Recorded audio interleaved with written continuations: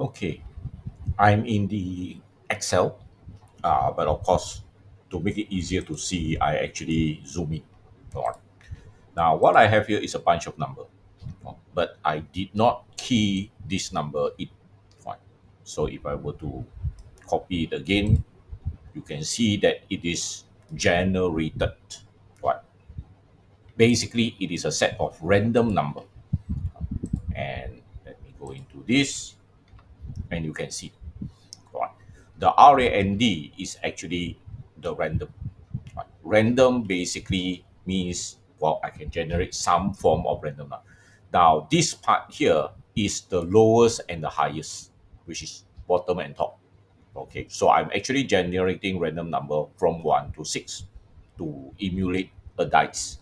Okay, but if I come to here and I do a rand, you can see that what I use just now is random between, right? So between two particular number. But if I just want to generate pure random number, right, that is 0 to less than 1, right, then I will use the rand, which is something like this. See? Right, something like this. But it will not reach 1. It will only have 0 point something. Okay, so if you want a better number, you probably need to multiply 10, multiply 100, or maybe floor it.